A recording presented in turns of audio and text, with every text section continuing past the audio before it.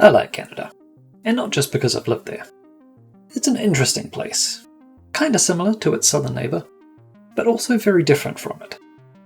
One of the lesser known quirks of this country has to do with its automotive industry. These days, the Canadian car industry is closely linked to the American car industry. Some well-known models from the Chrysler Corporation were made exclusively in the northern neighbour. But if we go back in time, we find some big differences. For several reasons, the Big Three made a few unique models for the Great White North. Each of the companies had a different strategy for dealing with Canada's car market. I've already covered Ford and GM in previous videos. This video will discuss Chrysler's approach. Car manufacturers in Canada had to use as many local components as possible because the government had high tariffs on imported vehicles and parts. To save costs, Chrysler decided that Dodge and Plymouth would share the same base vehicle, using badge engineering. As a result, the Canadian Dodge and Plymouth lineups were different from the US lineups, even though they used the same names at first: Deluxe, Coronet, Cranbrook, Belvedere, etc. Later on, Dodge introduced unique names for its models.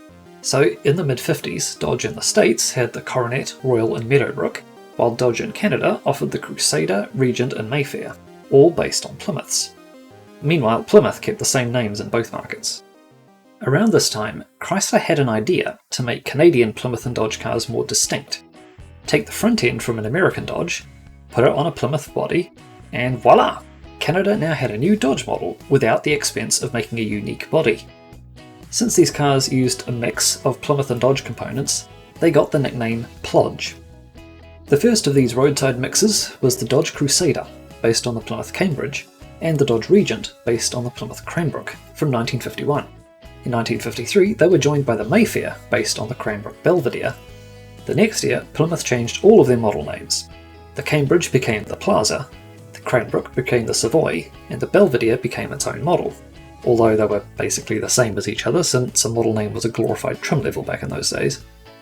Dodge, however, kept the same names as before: Crusader, Regent and Mayfair. In 1955, the cars got redesigned, but as usual, the Dodge version was still a Plymouth with a Dodge front end.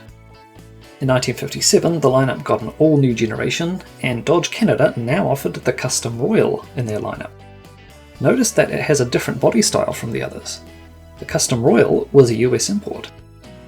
The next year would be the last for the Plymouth Plaza and the Dodge Crusader. To make up for it, in 1959 Dodge offered the Viscount, based on the Plymouth Fury. But that only lasted 1 year. In fact, 1959 was also the last year for the Regent and the Mayfair, since the 1960 Dodge Dart replaced all of them. Unlike its forebears, the new Dodge Dart didn't use a Plymouth body. It was all the same as the American version. Well, on the outside anyway. The Canadian Dart used a Plymouth interior, so it was still a Plodge. But as of 1962, the second generation Dart was the same for both countries, inside and outside, with only minor trim level differences. However, the Plodge method made a brief return later. The Dodge Monaco for 1965 and 66 used the dashboard from the Plymouth Fury. Interestingly, the Plodge cars weren't exclusive to Canada. They were also exported under the Dodge Kingsway name. They could be found in various markets such as Europe, Australia, South Africa and India. In fact, the Kingsway was also assembled in Australia, where it was also rebadged as a DeSoto Diplomat or a Plymouth, and of course they all had a Ute version there. Actually, the DeSoto Diplomat is another export-exclusive Plodge. At first it was basically a Plymouth with a DeSoto grille, but from 57 to 59 it used the full front end from the DeSoto Firesweep. The last versions for 1960 and 61 were rebadged Dodge Darts. The DeSoto Diplomat was never sold in North America despite being built there. It was just for export markets. Now we have to go back to Canada because the story isn't over. Back in 1960, along with the new full-size Dodge Dart, Chrysler released a new compact car, the Plymouth Valiant. But rather than create a Dodge version, Chrysler decided to make Valiant a standalone brand name and sell the same car through both Dodge and Plymouth dealers.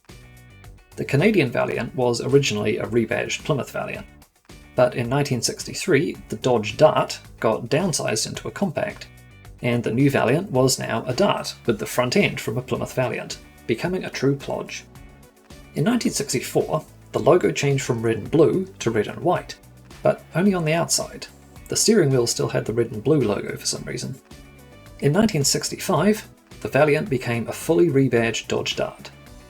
1966 was the last year for the Valiant brand.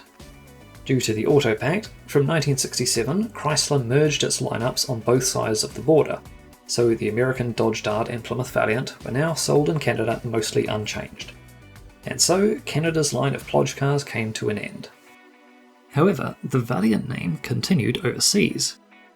Back in 1962, Chrysler Australia launched a local version of the original Valiant, badged as Valiant by Chrysler, just like in Canada. In 1963, the Australian Valiant started to become unique. The new AP5 had locally designed sheet metal and looked somewhat different from the Plymouth Valiant. For the new third generation in late '67, the styling was based on both the Dodge Dart and the Plymouth Valiant. The fourth generation for 1971 was an entirely Australian design. Production of the Aussie Valiant ended in 1981.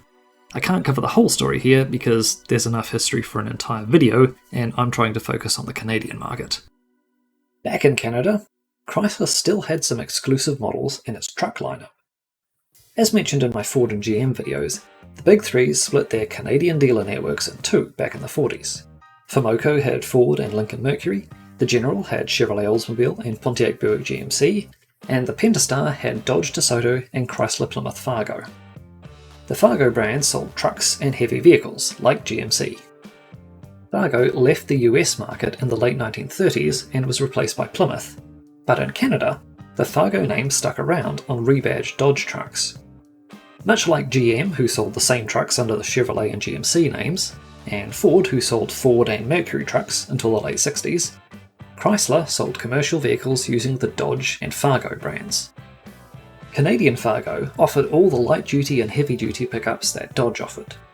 First, the B Series from 1948 to 1953, then the C Series from 1954 to 1960, and finally the D Series from 1961 to 1972. The four-wheel drive version was called the W Series. Fargo also offered rebadged Dodge A100 and A108 vans from 1964 to 1970.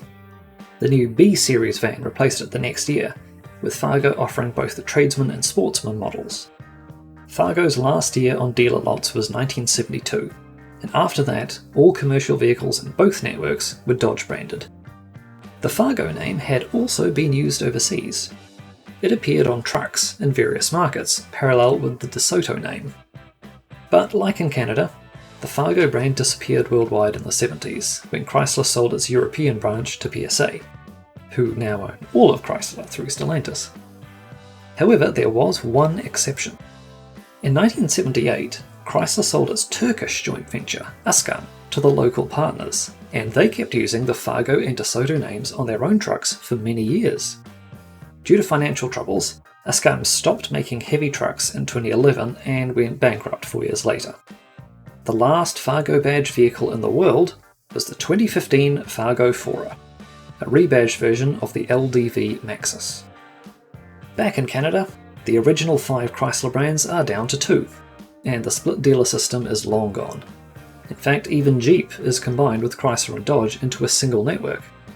Now, the Chrysler brand only offers the Voyager and Pacifica, 2 versions of the same vehicle, just like the old days.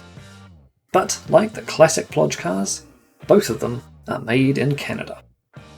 Thank you for watching, and I'll see you in another video.